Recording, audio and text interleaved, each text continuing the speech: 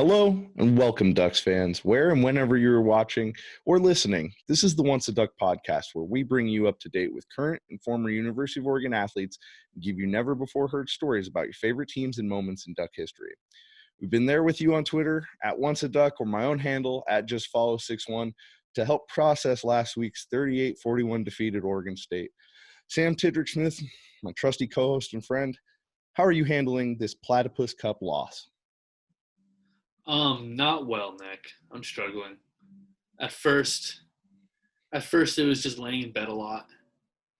Then I started eating my feelings. Then I had to throw out my feelings because I ate too many of my feelings. Then I was back in bed. But finally, Tuesday rolled around.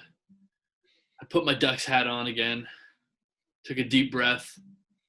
The new week is upon us. Yeah, it was real good to have that little extended holiday break there in a Friday game to let that kind of decompress because while definitely it was hard to linger on, we're moving on and we'll reflect on this game. We'll learn some things. And Sam, I'm gonna tell you why it's not that hard a loss that you need to be so devastated about, why things are going to be positive. We're going to start that first and foremost with where we like to start a lot of these episodes this season is with our life manual, because we go back to that and keeps just having this recurring theme of attitude that I think's perfect for this week. Sam, you cannot control what happens to you, but you can control your attitude toward what happens to you. And in that, you will be mastering change rather than allowing it to master you. I think the Ducks teams need to take this Brian Tracy quote to heart, and Ducks fans as well, because first of all, you can only control what you can control. And this loss came down to just quarters of an inch on fourth down. I mean, we need to remind people of that. And there's nothing we can do to go back and change that. There's nothing we can do to, change the things that goes and affects in terms of people not considering the Ducks for the playoffs. All those things we don't have to worry about anymore, but we never had to worry about them. They weren't in our control. What we can do is we can look at this game and evaluate it. And the first thing we can do to definitely change going in and going forward and learn from this game is last week I may have jinxed us. While I'm not a superstitious person, I did have the new headphones last week. And as I'd mentioned to you personally, if we lost, well, we're done with those. We got the new upgrades. So hopefully we get some new karma with this. And I'm going to keep the positive attitude going, Sam. Even if you're down a little bit, I'm going to bring my energy up to bring you back up, brother. Nick, your energy's bringing me back to life. I'm reignited with all of the excitement and juice that you could ever hope for at this point. I am ready to get into this. Yes, it was a disappointing ball game in Corvallis. We are going to break that down. But there is light at the end of the tunnel. There is a game coming up on Saturday. Yeah, absolutely. And, I'm just glad to be able to have a game, thankfully. Unfortunately for Cal at this point of the year, their season has not gone at all how they expected from the very first game being canceled. I mean, you got to look at a team like that and think, imagine being that fan base right now. Everybody had them either predicted to go to the Pac-12 North or be in that top placing finishing it just, this season's really kind of decimated their hopes and plans. So that also makes a team very hungry and desperate sometimes. And these Cal Bears, they could be licking their chops seeing Oregon come down to Memorial Stadium. And, the Oregon team really can't dwell on this loss. And, as our guest will reiterate for us later, you can't let a team beat you twice. You absolutely cannot. Oregon State definitely got the better of Oregon at least one time. It cannot happen again. California, they've only played 3 games this season. As you mentioned, the first was canceled, but they are 0-3 in those ball games. Oregon, they've got a chance to right the ship this weekend, and they can't let that go. Yeah, and another thing we can control is our own destiny here. University of Oregon right now still primed in the position to win the Pac-12 North, and that's a huge thing right now, and that could still be a huge thing. But you got to take it one game at a time. But before we do that, and before we move on, we really got to break down some of the stuff we saw at Oregon State, and it really came down to not only things we talked about on the show, but your top 3 keys of the game, Sam. It was just like we whiffed on all of them, huh? It was not ideal, Nick. Let me pull it back up really quick just to have it just to reference again, because I did reference it to you just a moment ago. Before the ball game started, about 20 minutes before things kicked off, put out that I thought Oregon needed to do three things in order to win this game. Establish the run, specifically Verdell. Oregon's offense, we all know, is at its best when he's doing his thing. Take care of the football. No silly turnovers. That's something that Oregon couldn't do. And number three, stop Jamar Jefferson because he is a stud. Stopping him in the run will be essential. How many of those things did Oregon do, Nick? It's going to be I'll give you a hint. I'll give you a hint on your hat. Yeah, it's everywhere around here, but yeah, there's no disputing that we definitely, especially, that last one. I think we knew from very early on in the game that he was going to be a force, and Oregon really didn't adjust to do anything to take him away. And if anything, I'm shocked he wasn't the guy leading him in for the game-winning drive. I am too. Oregon could not do anything in their power to stop Jefferson. It was unbelievable the output he had. 29 carries, 226 yards, 2 touchdowns with a long of 82 yards. That's really, really impressive stuff. They also gave up 15 yards on just 2 attempts for Lindsey, as well as 14 yards on just 2 attempts for Bradford, as well as giving up a touchdown to Jebbia, all on the ground, as well as the late touchdown from Nolan, the backup quarterback, who was able to sneak in there on 4th down for the game winner. Yeah, and that's a tough play because especially because I don't think anyone was quite sure that they would a QB sneak with your backup is that's perplexing to me, Sam. I only ran a couple quarterback sneaks, and at Oregon we barely ever practiced under center. We did practice it, contrary to some beliefs. Practice it a little bit every day in warmups, but we did not do it as an offensive formation very often. So the few times we ever did have a QB sneak, I knew as an offensive lineman how to wedge block. But we did it on the goal line. I can't remember what game, but it was the Mazzoli year in 2009. And I was there on the goal line at guard and just, oh, man, this is happening. And you kind of just get down in those scenarios and, man, it's tooth and nail. Guys are getting down on all fours. They're trying to just fight for every little inch you can get.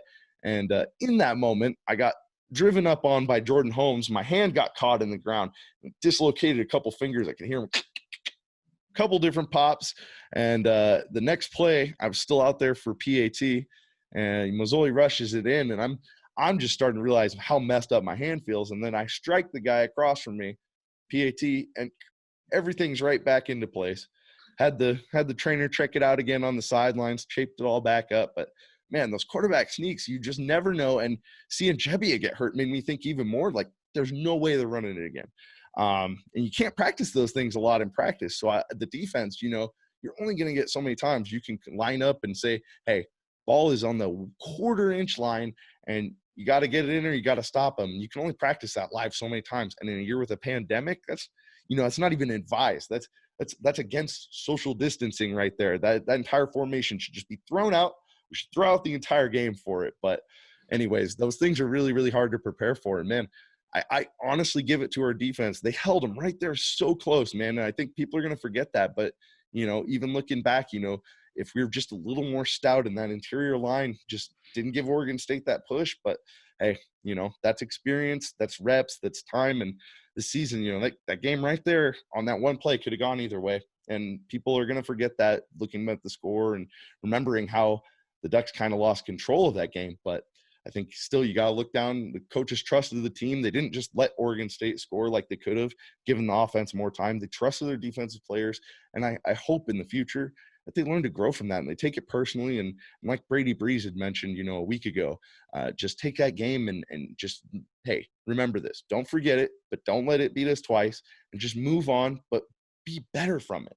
Learn in those moments how important it is just every single moment to be given your all, because it could come down to just that 1 inch, that one play. It absolutely could. Personally, watching those last plays, something I was watching every single time is I was curious which team was getting low. Oregon was doing a really good job of it the majority of the time. They just happened to get beat on one play, and it just happened to be the last one. Oregon State's offensive linemen were able to get underneath the Oregon defensive linemen for the most part. They were able to get that initial push. It's all Oregon State needed. They just needed an inch, and they got 2. It was perfect for them.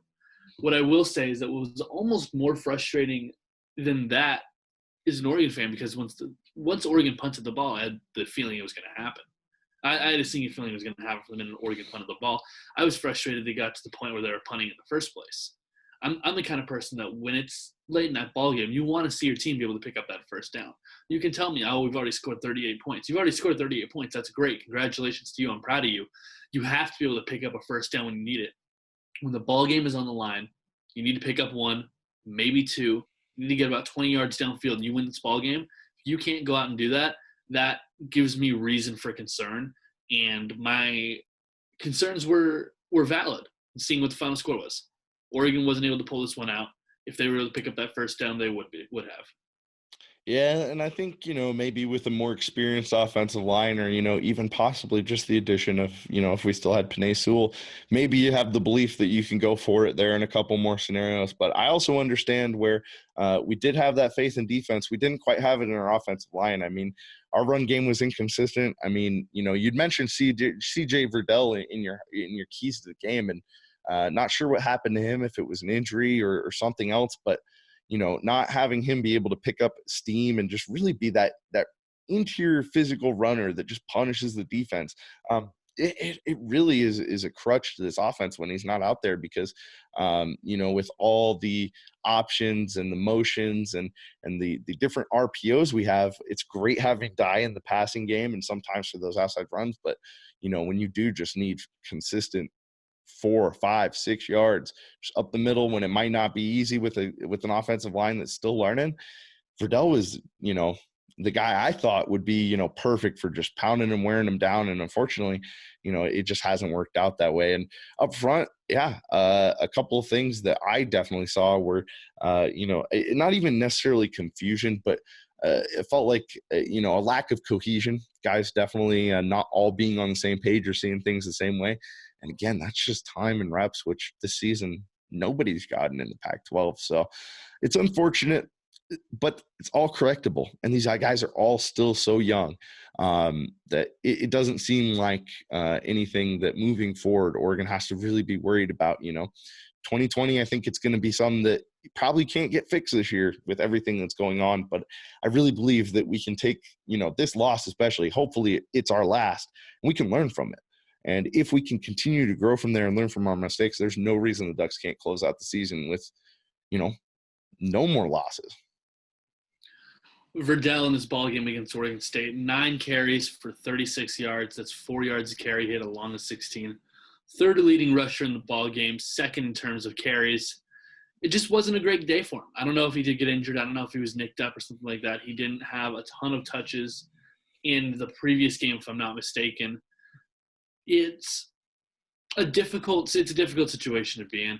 You want the guy to be healthy. Hopefully he's healthy. But if it's just a production issue, it's a production issue. And it's something that has to be fixed.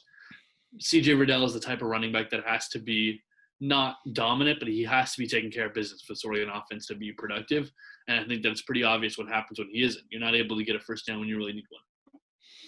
Yeah, and even beyond that, just whenever when you don't have that go-to play that it feels like Oregon hasn't really established yet that can get you, again, like CJ in there getting a 4-yard average, is again kind of surprising why, there has to be a reason you're not getting a guy like that more touches, because if you just got 4 yards every play, you'd never have to punt.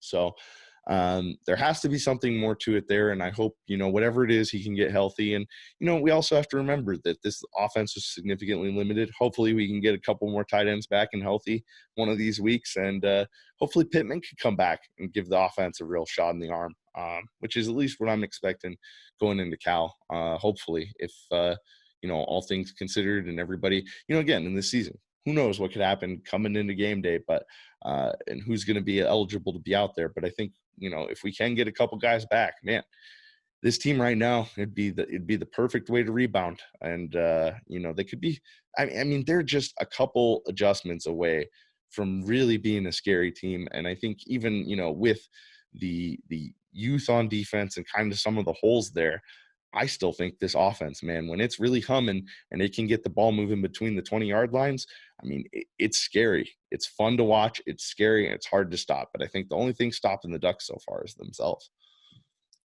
You mentioned a couple of key factors that Oregon needs to improve upon to become better. If you were to break that down into just 2 or 3 bullet points, what are those things you think? Well, man, we've talked about tackling all year, but I think the more specific thing I think I see is, especially it's tough in the fog. Who knows what's going on out there? Corvallis is it's a tough road game, even if there are no fans. It's just a weird place to play. And we're going into another one of those, that Memorial Stadium. I've had a couple weird games there where it just feels like, that feel of that stadium is just for road teams, it's already hard enough, but when you get that kind of lack of familiarity that just comes with certain places, it just feels like, do people play football here, or is this, um, that's one of those things. But again, tackling, and it's not just individual tackling. I think the biggest thing is team tackling, man. Guys have to keep rushing in to finish the play when they know their teammate may already have it, but man, you could lodge the ball free, you could get on there, and it's not just 3 or 4 guys. I mean, I remember when Coach Azanero would yell at guys for not being near the ball when it was the nose tackle, and it's a 50-yard bomb that gets stopped at the 2-yard line in practice, and it's like he's still yelling at your 310 defensive tackle, you got to get down there, and make a play, because even then, you never know what's going to happen in football. And we had a lot of guys. You didn't get on our defenses unless you had that mentality of swarming to the football, even if you were the last guy there. So I think if we could really, and that again comes with reps and time that we haven't had. So that's the biggest one. Blocking, gelling. Guys got to understand when the defense changes, or there are adjustments, or things change at a quick moment. How, particularly in protections, I mean, I was a little disappointed to see Shuck have a lot less protection this week, it felt like. And, that's kind of been something that got exploited in the UCLA game. So, again, that's going to come with time. I know I'm going to sound like a broken record, all these things, but last one is still ball security. And this time it wasn't so much fumbles, but man, what really kind of crushed the momentum is that kind of hanging Shuck interception, man. I just remember thinking, oh man, and I wasn't sure necessarily if it was a product of, it felt like rushed decision making more than bad decision making. And looking back at the design of the play, you're just kind of wondering if that was just kind of an automatic, a check with me throw, something that just was, maybe they hadn't run enough times in practice, because especially with the fog there, that's a difficult throw, but man, it just felt so out of sync with everything they were doing. It felt like, man, we could just pound the rock right now, eat the clock up. And, towards the end, it really ended up killing us. But, until that moment, I felt really good about it, man. And I did feel, even though we didn't hit all the keys, we still put ourselves in a chance to win that ball game. And that's what blows my mind. That shows you how much talent Oregon has right now. Devon Williams continues to step up as a fantastic receiver. We've got Johnny Johnson out there, capable of making plays. I mean, we really have the potential to be something here. It's just got to be more consistent on all those keys that we keep talking about. And yeah, it's not always every single play, but that consistency, it's that one play. It's that first Jamar run in the game. That you can't let something like that go, because it's demoralizing, and the other team feeds off it. I couldn't agree with you more. I think that something that does need to be spoken of, there is some positive to take away from this ballgame. One thing that I want to mention is there kicking stability in Eugene now? Is that possibly, potentially, maybe figured out? Because he didn't miss. He didn't miss once. I know my expectations might not be all that high, Duck fans, but he didn't miss once, and he got him through the uprights. He got him through the things that stick up in the air, and that was impressive.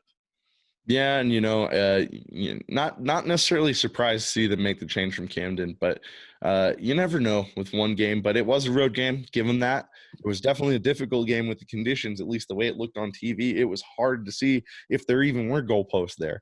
So give them credit for that. But yeah, there's positives to take away from this game. Again, like I said, with all the mistakes and everything, we lost this team by that much, Sam.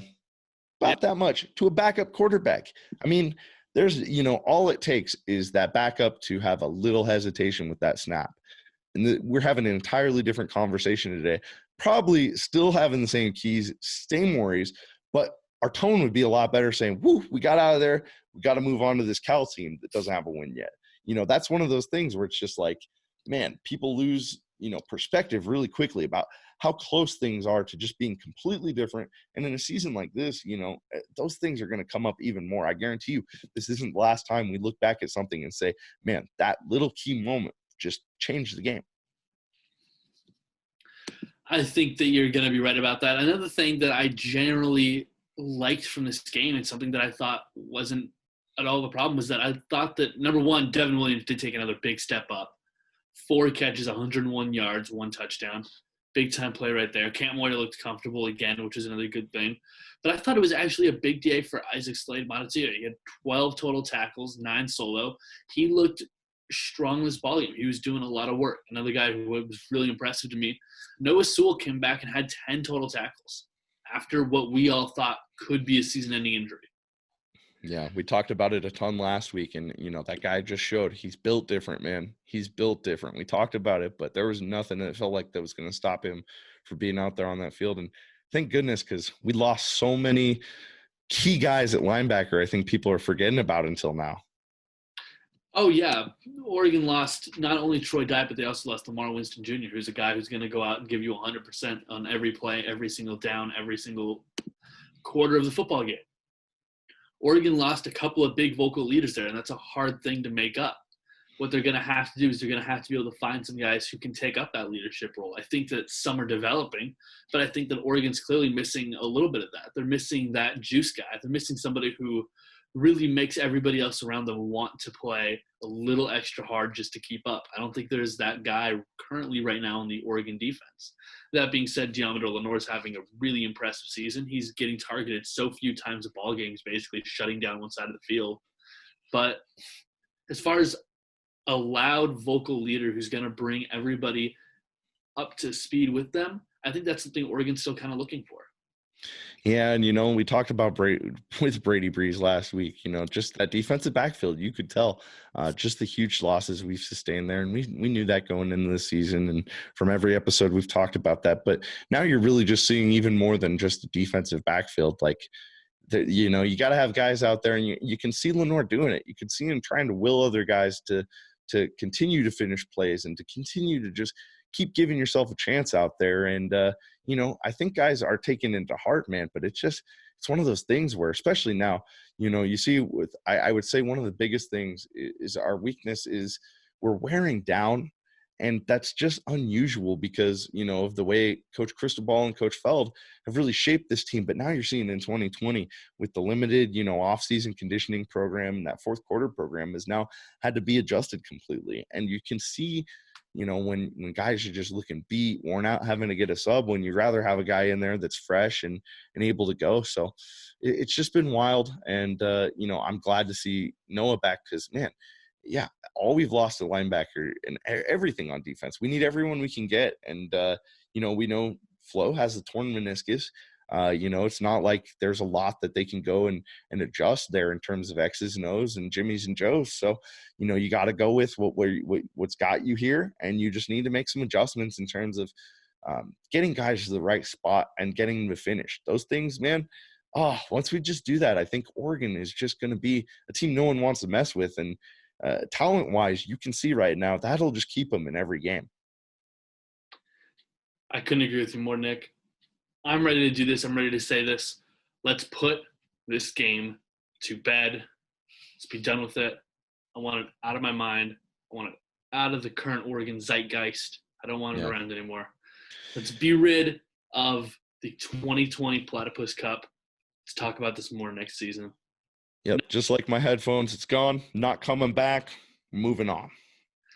Moving on to the California Golden Bears. That is who Oregon will be playing at 4 p.m. or is it 4:30? One of the two. Again, the ESPN game. Oregon really slide into that slot a lot, it seems, this season. Getting comfortable there. Getting comfortable on the 4-letter network. Oregon, Cal, Saturday. Nick, what are you seeing? Just the very first, you're feeling it out. What are you feeling? Well, going down to Memorial Stadium, I can't say it enough. In my experiences there, even from just being a redshirt, I remember Oregon going down and have that awful rain game, 2008. And it was just like from then on, I kind of realized that just how back and forth this rivalry could be. And I'd already known, I guess, I was there in 2007 for that loss. But again, that was another one of those games where you're like, man, come away at the end of it. The Cam Colvin through the back of the end zone touchback. That's so close to just going, and Oregon having all that momentum. And even though the 2007 season, turned its way around after that first initial loss, until, unfortunately, Arizona. That was one of those games that just made me go, wow, Cal and Oregon is just a different level of physicality than the rest of the Pac-10 at the time games. And it held on, throughout my career. Every time we played their defenses, you always prep that week knowing how much that physicality was going to come into play. And they've produced a lot of great defensive linemen, particularly in my time there. But man, going down there, playing in Memorial Stadium, it's never easy. I remember that rain game. Wasn't there, had to watch it from home, wasn't on the travel squad when I was redshirting. But when we went back down in that 2010 national championship season, that was one of the weirdest, closest games, particularly for the Blur Oregon offense. We got shut down that day, and we actually had to go to something that was not very familiar for us. We had to have, an 11-play, 8-minute field goal drive, for the Chip Kelly offense. That was unfathomable to some. Like, people there at Sports Center that night, their heads must have been exploding, So I just remember that night, it was like, what is happening? And how come this is so close? And, if it weren't for a couple plays like that Cliff Harris return for a touchdown, we wouldn't have been going to the national championship that year. That's for sure. Every great team has that difficult win they're able to gut out. That season for that team, that was that ball game. It was a tough one. I feel like Cal's definitely been a thorn in Oregon's side historically. It's something that's gone on. I know the next season, 2011, Cal, they also had a couple of nice treats in store for the Ducks in terms of some plays that probably didn't feel as good as some other ones in your career. No, man, definitely. Yeah, I know exactly what you're referencing. When LaMichael nearly, was lost in the season, dislocated his elbow, and everyone got to see it. I was right there in the mix on that. As I've told you before, Sam, I almost blew my knee out on that play. I believe our tight end, I think it was Colt Laerla at the time, had kind of let his man go into my legs. That whole play got messed up. I remember holding on to the guy I was trying to block while I got twisted up in my legs and seeing LaMichael get hit. And then I remember once I figured out my leg was okay, I looked up at the big screen and I thought, what everyone else did. You heard the entire Autzen Stadium go, oh. And unfortunately, unlike previous guest Rob Beard, he didn't have the little elbow trick thing. No, he had to wear a brace the rest of that season, man, and moving forward on that elbow. And I remember just thinking to myself, man, I felt so responsible for that, because until I saw it on film, I thought, man, that's my fault. And, I remember punching the ground or something when I got up, and we're just standing there during the delay of game. And, man, and that was a Thursday or Friday night game, too. It always seems like if it's not a Saturday game, man, that's that extra layer, even in Autzen Stadium. That multiplies that Cal odd game factor. But overall, we ended up getting things back on track. Ran a ton of power that game. And what was weird about Cal's defensive scheme back then is that it felt like, and I see Oregon do this sometimes now, is it felt like the defensive tackles that are lined up kind of between the guard and the tackle on the offensive side, those guys felt like they were lined up further back, and it was really hard to tell why, except for when we were running all those power plays and pulling our guard. That guy was able to get back behind the nose tackle, flow over the back of the play, because they just ran a basic 3-man front. So those guys didn't have to have containment. So essentially, he was just using the nose tackle as a pick to follow the guard around and meet him at the other side of the power. So I remember that night just being kind of that little chess match you have in football, the run game of, okay, if he's going to do that, that means the backside tackle has to go and try and almost cut block him, or at least make him stop and run him into the nose tackle. So little adjustments like that. And again, that play to LaMichael again, sorry, LaMichael. I know it's not my fault. Watch it again. I still feel bad for it. Well, I'm sure that it wasn't your fault, Nick.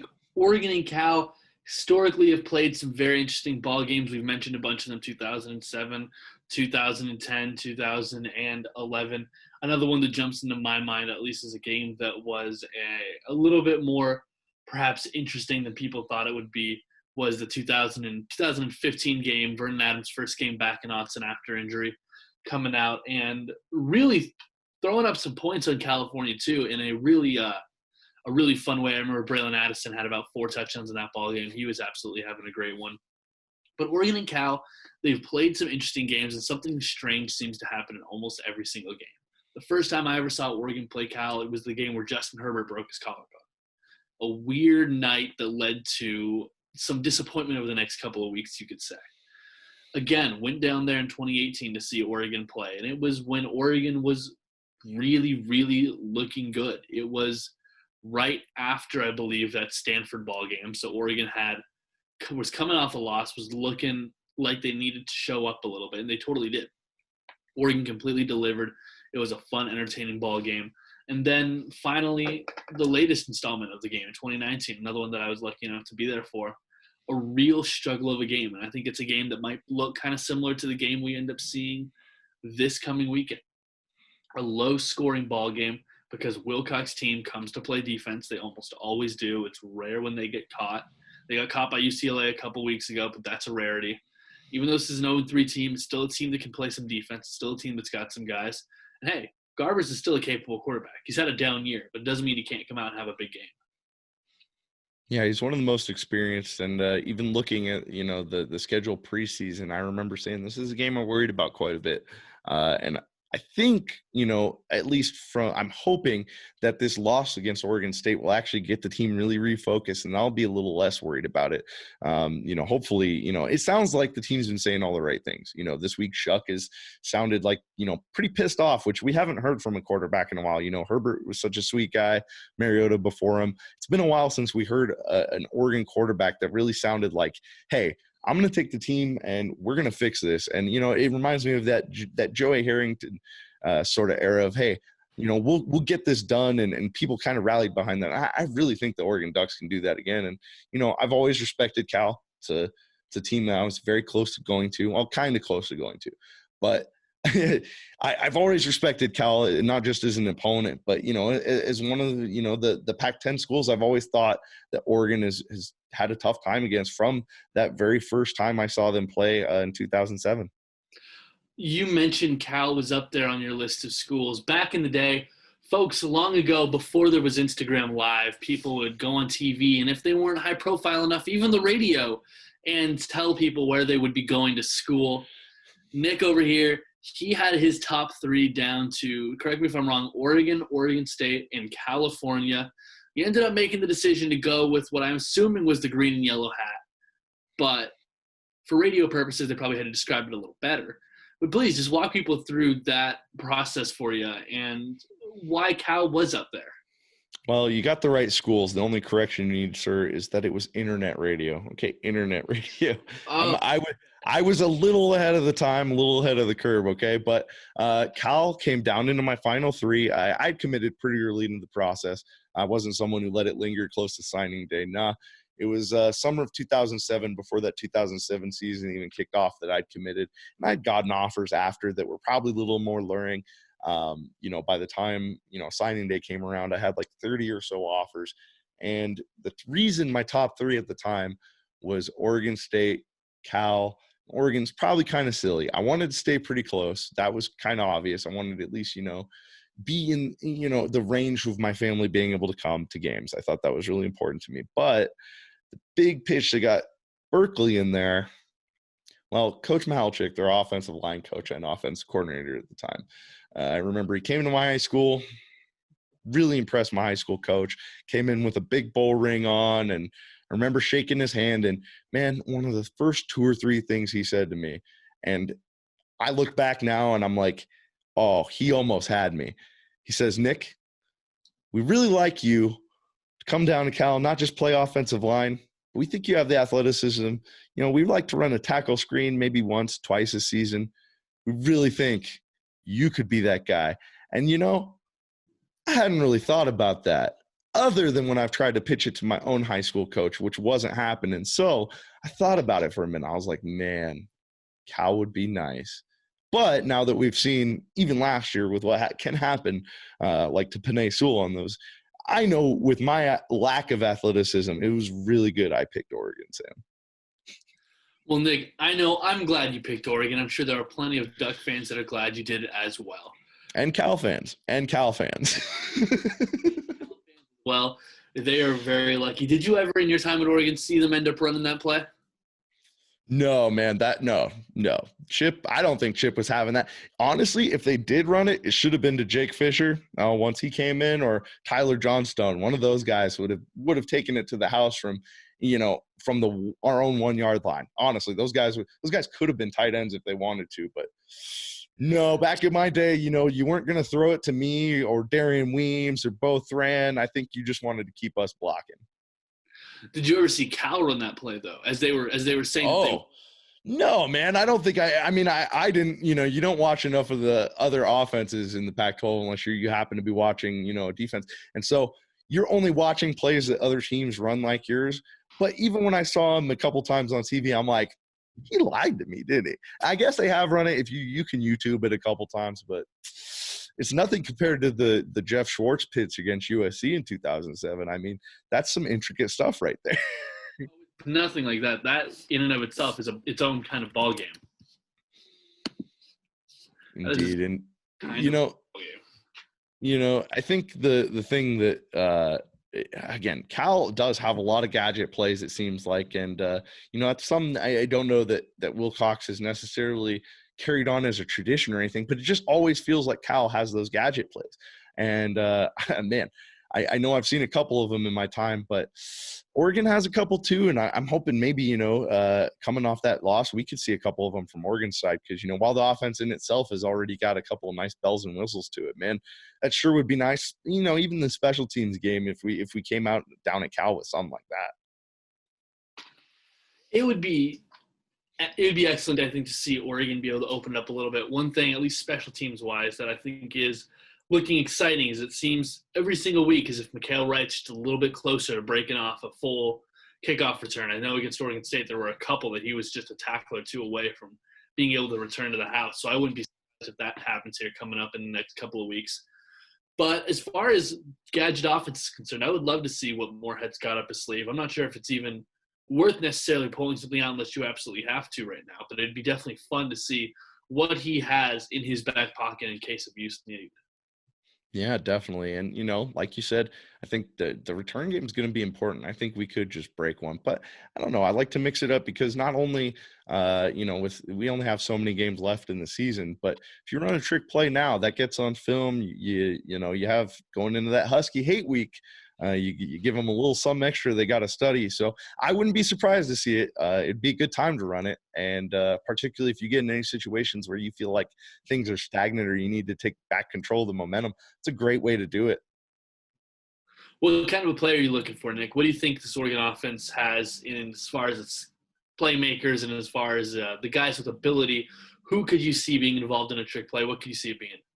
Well, we know Dye has a ton of tricks up his sleeve. They can use them a bunch of different ways. We have a lot of different versatile players, but, we've heard a lot this season, particularly about the depth we have with a reliable backup quarterback. So maybe let's get him in there for a couple 2 quarterback plays. I used to love that kind of stuff. And even if you don't necessarily get him the ball, the defense instantly is going to recognize that that's not a typical skill receiver, and they're going to make an adjustment. So you can play with the defense a little bit that way. So maybe some 2 quarterback stuff. Who knows if it's even there? I just love to speculate this kind of stuff.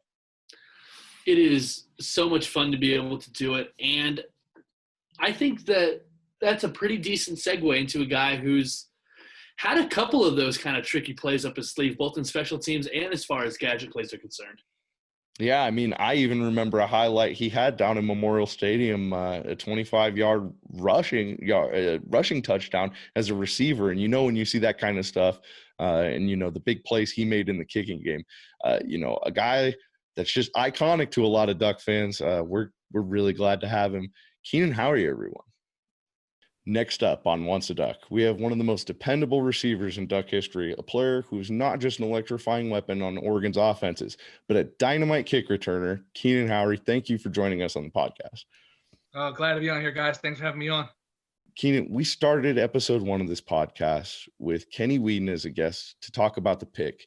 And I know you've been asked about it a bunch of times, but it wouldn't be once a duck if we didn't ask you about the punt return you had against Oregon State in 2001 that helped seal the game and sent the Ducks to the 2002 Fiesta Bowl.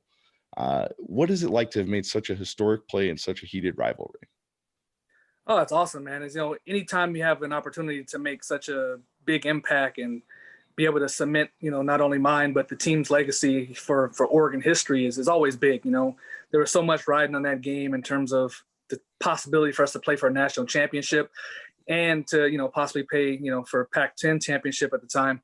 So it's huge to be able to make that kind of a play. And luckily we were able to win the game, even though it was kind of early in the fourth quarter when it happened. And, a lot of people made plays and, I happen to be one of them, and it's just as good as it gets.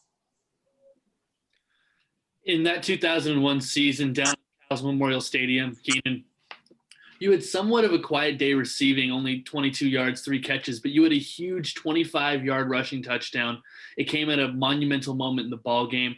You went into Cal ranked number 5 in the country at that time. What was it like to be in the national spotlight the way that your team was? And what was it like to go week in, week out, knowing that you were going to get the best shot every single team had to give?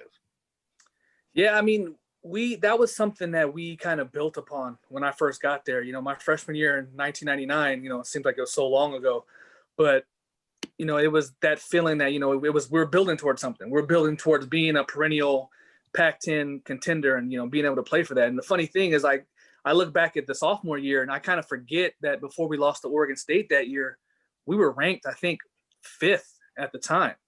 So it just goes to show that how much you kind of get caught up in all the stuff, how much you kind of forget and kind of lose track. And then you fast forward a year and, we're ranked within the top 10, I think, for most of the season.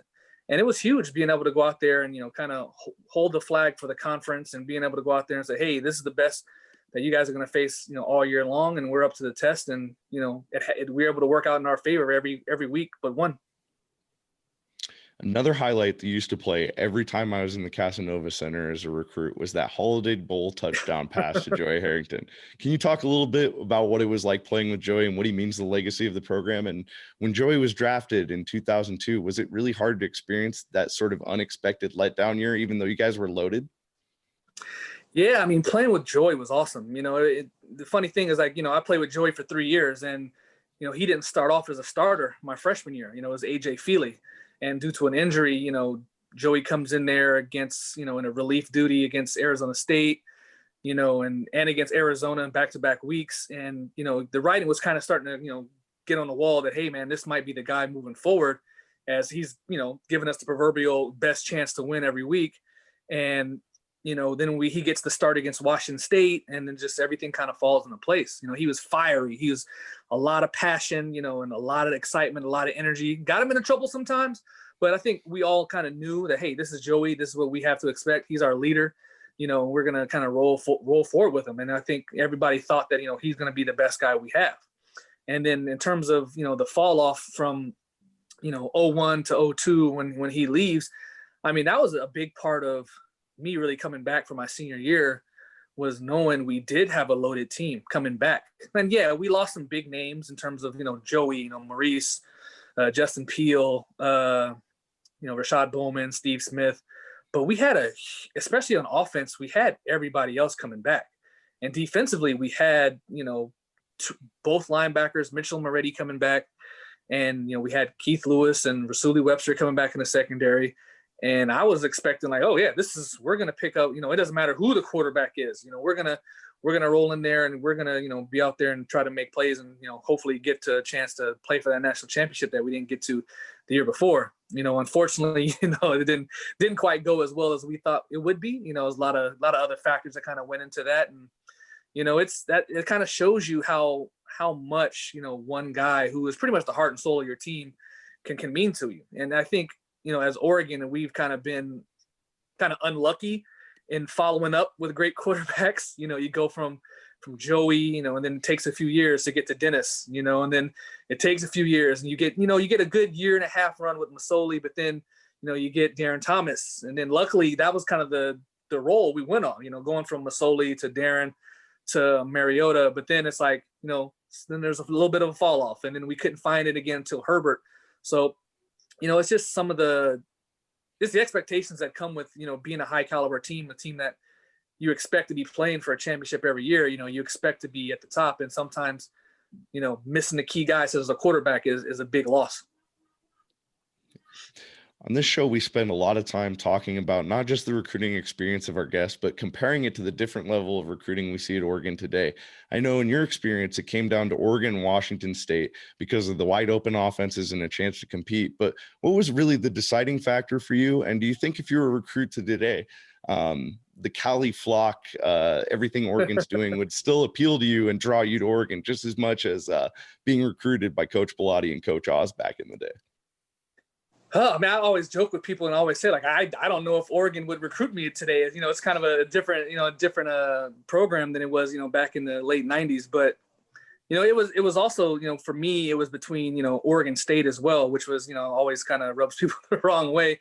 But, had Riley not taken the San Diego Charger job, I can't honestly say what I would have done because it was really tight between the three schools. But, you look at how everything is going today and how well they're able to recruit, not just California, but in terms of nationally. I mean, it was a weird thing when I was playing to have a guy from outside of the West Coast. I mean, we had Maurice Morris, who was from South Carolina, but he actually went to JC in Fresno. So there was still a little bit of a West Coast connection there. And, it's just one of those things where now, Cristobal really, kind of got the ball rolling with our national recruiting, in terms of being able, and especially where you really need it the most and able to compete with the, in the trenches with the line, O-line and D-line. So, it's good to see that they're, able to kind of keep that up and keep the tradition going of, not just getting the big name guys, but also you see kind of what's always built Oregon has always been the unheralded guys, the lower ranked guys who always come in, step up and show big potential and able to have good careers while they're here. Keenan, bringing it back to 2020, what can these young Ducks learn from the loss to the Beavers that they just sustained this past weekend, not only from the standpoint of a team who's just experiencing their first loss of the season, but what can they really do to learn from the mistakes they made and grow upon what just happened to them? Yeah, I think I know the one thing that, Bellotti, when he was head coach, would always kind of preach whenever we lost, and it was don't let them beat you twice. So don't let Oregon State beat you twice. Don't have such of a hangover from this loss that it causes you to come out against Cal and, let another one slip. And I think that was one of the big things in my time that, we never really had back-to-back losses. We were able to kind of come out and play really well. I mean, we had my sophomore year, we had the first loss against Wisconsin. And then, we played great all the way up until, last game of the season against Oregon State. And then, the next year in 2001, only had the one loss against Stanford. And then even as big of a letdown as that was in terms of being undefeated, I think we were 7-0 and feeling like, our season was lost, still knowing that you still have things to play for in terms of like this year, you still have a Pac-12 championship that you're, possibly can play for. And, it's still, a few weeks left in the season and a lot of things can happen. A lot of teams could lose. A lot of teams could, with how things are going right now, could get COVID.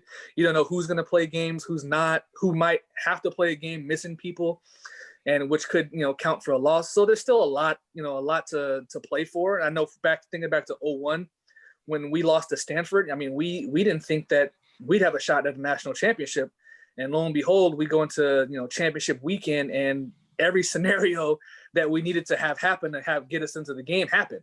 Texas lost, LSU beat Tennessee, and then Tennessee beat Florida, or Florida beat Tennessee in the conference championship. Colorado then, beats Nebraska and it beats Texas. And we're just sitting there like, holy crap, we have a shot, and if it wasn't for the, the great computers, we probably would have. But, you kind of got to keep that in mind in terms of, hey, keep kind of fighting on and keep rolling along. It's a condensed season. You don't have many opportunities. So, hey, don't let these last few games kind of, sour the rest. With everything that's gone on in 2020, it's been such an unexpected season. And it seems like every time the Ducks have a road trip down to the Bay Area, something unexpected happens in the past couple matchups. And going down to Memorial Stadium this time, it feels like it's going to be no different. What do you see coming up this weekend, and what can the Ducks do to rebound from that Oregon State loss? Yeah, I mean, it's just stay the course. I mean, just kind of keep doing the things that you guys have been successful doing in terms of, running the football effectively and getting the ball out to your playmakers. I think that's probably one of the biggest things that they can do in terms of that can help, especially a young, inexperienced quarterback, being able to get the ball out of his hands quick, get him some smoke screens, some slip screens, some screens to the backs, something short. And then, then being able to run the ball effectively, does, loosen up that defense, because that Will Cox is going to have a good game plan defensively for him. So being able to rely on the short passing game and some of the run game should be able to help them out to where then now they can allow those receivers to, get the one-on-one coverage, make big plays, and, throw some 50-50 balls and see if you can come up with them. Keenan, a couple more questions before we let you go. Yeah. I want to keep you all night. One thing that I've been really curious about, it's not something that Nick and I really discussed beforehand, but it's something that I've been wondering. Is there somebody that you watch in this current Oregon team that you can relate to, whether it's as far as their role in the team or the type of game they play? Or are you just somebody you like watching out on the field for Oregon? Yeah. I mean, I like Dye. He does give you a good, switch up in the backfield and with Verdell, and, I like the receivers they have. They're really, dynamic and can make plays. And I mean, all of them are really good route runners, especially Johnson. I mean, he's the one that kind of sticks out to me as having, kind of the more well-rounded game of all the receivers, and being able to go out there and, run short routes, be in the slot, be on the outside. He's one that I always kind of watch. And, they haven't been able to give him the ball last couple of games in terms of, with his, big playability, being able to go out there and run routes and get open and make catches. But, it's all in due time. He's just going to have to try to do more things that he can to kind of, get involved, blocking, doing some different things. But, eventually, I think he's going to probably have a big game this week. I think they know that they've kind of need to get him more involved in the offense. And I wouldn't be surprised if he kind of comes in and has a big one. Keenan, last but not least, we get a lot of requests from our fans, and we've got a ton for you, but you are the first guest that actually went on Twitter, responded, and said, hey, let's do this. On the show, we love the optimism. Yeah. We want to know what, makes you still so vocal about Oregon and your time in Eugene, and who else would you like to see on Once a Duck after you? Who are you calling out? Oh, man, the thing is, going to Oregon, it's always – more than just, it's just more than just a school. It's a place that, you spend 4+ years of your life. You have lifelong friends, you got a, great education from. And, I've always, been, supporting Ducks through and through, even before I went to school there, because I had a teammate of mine, Tony Hartley, who we went to the same high school together. So I just, because, even though he was 3 years older than I was, I watched Oregon, because of him. And, I think, it's just being able to support the Ducks in any way you can, whether it's, coming on podcasts or just talking about old times and good times. It always, kind of gets me fired up and always helps me kind of relive some of the past moments. So it's always good. And, probably who I'd like to see come on, I'll give you two in terms of some older and some newer. So, and I'll keep it within the position. Let's go. I think it'd be cool to kind of get Pat Johnson on there. From some of the old guys, because he was he's one of those guys who, when I first got to Oregon, he still kind of hung around, even though he was gone a year or two. He would be back and forth, and he always had a lot of great things to say, and he was always coming back giving us great tips, and always talked about his time. He won a Super Bowl and playing with those guys like Ray Lewis. So he has a lot of good insight and that. And then from a more recent guy, I think somebody you already kind of mentioned in terms of some of the fans kind of wanting to hear from is also Jeff Mail. I mean, you hear a guy who had, kind of a unlikely career in terms of Oregon being, came in, recruited to play defense. And then because of all the injuries his freshman year, ends up playing receiver. And then now, you look at his career, he goes down as one of the best ever, and then he's, able to go on and, have a pretty, decent career playing on some teams in the NFL. I mean, I think those two guys would be awesome guests to kind of come on and kind of share their wisdom and kind of give a lot of the fans out there, something that they can kind of relate to. Well, awesome. We thank you for giving us the time, and as always, especially with you, Duck fans always looking, and once a Duck, you're always a Duck. Thank you, my man. Man, thank you. I appreciate the time, guys. Nick, that was another great interview. I would love being able to hear from a guy from that era. Was able to play with Joey Harrington, was able to play in that Fiesta Bowl, be able to play in some of those big ball games that really turned the tides of this Oregon program back in the early 2000s. Well, yeah, and I couldn't think of a better guest to kind of, lift our spirits as Duck fans. I mean, that's what an iconic Duck, and it's so great to see his enthusiasm despite our technical difficulties. I mean, he was so welcome to, come on, tell us everything, and we definitely want to have him back because, man, what a fantastic interview, and Ducks fans right now needed to pick me up, and thankfully we've got a few coming even today with a men's and women's basketball game happening today. Sam, I think as we release this podcast, I think we're going to probably be having a couple people listen to us while they watch the women or men's teams play Seton Hall in Colorado. Hopefully they do. I'm excited for both of these ball games. The women playing against a Pac-12 team, whether or not it's a Pac-12 matchup, that's a different conversation, but it is a Pac-12 team for sure. They're playing Colorado. That's going to be a really exciting one to see. Also, Oregon, they played on Wednesday. We record before then. We don't know what happens, but we do know that they play again tonight against Seton Hall. The men's team and the women's team, both going to be a bunch of fun to watch, both nationally ranked. I'm excited for both of their seasons for sure. Yeah, definitely. And as you can see here, I'm already excited enough to be wearing the new 21 gear, and we'll be covering them. We won't be week to week as we have been for the football season, but we're definitely going to have some basketball episodes coming to you. And you guys, we have some really fantastic guests lineup that aren't football. Once we get out of this football season, it's gonna come at you quick. So I'm excited for it. Watching the team, in their first game, the women's team, break 100. Even though it was against Seattle U, I watched the whole thing, and it's just mind blowing from even when I was at Oregon to see five stars out on the floor at the same time. Like, that's just unfathomable to me. Like, I can't even look back at the days when we were in Mac Court, and think that was ever a possibility, because that's not only unheard of just for Oregon, but unless you're UConn, that really doesn't happen very often, or Tennessee, a decade ago. So it just blows my mind. And I'm excited to see not only where that program is headed this season, but this men's team, with the unpredictability of this season already, who knows who's going to step up with, the big shoes to fill with Peyton Pritchard as he goes to the Boston Celtics. Pritchard is out, but Oregon still has quite a bit of returning talent. Guys like Will Richardson, Chris Duarte, and Afali Dante all coming back, as well as a handful of transfers that I think are really going to be beneficial for this Oregon basketball team. Yep, and hey, we'll get more to it this season. But for now, we've got to turn our attention to Cal. Sam, I think, keys to the game are going to be the same. We don't have to say it any more times. Blocking, tackling, taking care of the football, those things write themselves at this point. But what doesn't write itself is your prediction. Who you got? I've got Oregon. I think Oregon wins this ballgame. I don't think Cal is a very good football team this year. I think that they have some good bones, but I just don't think that there's talent there right this year. I think they lost a lot from last year. Not a lot of time to prepare, yada, yada, yada. You get the point. I think Oregon gets this win. I think that it is a tough ball game. I do think that Cal has a defense that can show up and play on any day, as well as a quarterback who can do the same. And I think that Oregon is going to allow some stuff. I think that they're going to clean up a lot of the problems, but I still think Christopher Brown Jr. goes over 100 yards for the ball game and a touchdown. I think that California is able to put up a few points, but not too many. Oregon is able to get the victory 24-17. I like it. I think I'm going to go a little more higher scoring, as I have, this season. I felt pretty consistent with the Oregon offense. I think they're going to actually probably outperform, their recent weeks. I think they're going to have 49 points on offense. And I honestly think Cal's only going to have 31 points. So I've got it 49-31. I'm also predicting, my extra bonus prediction is quarterback.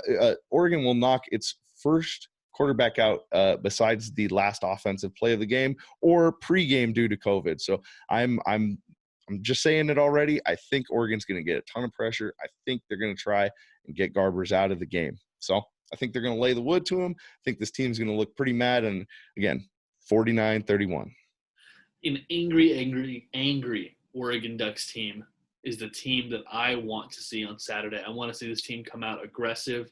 I don't want them to be happy with what's gone on this season. I want them to turn it around. This is a great point to California, Washington. If you take care of business, you're in the Pac-12 championship game. Oh, nowhere to go but up from here.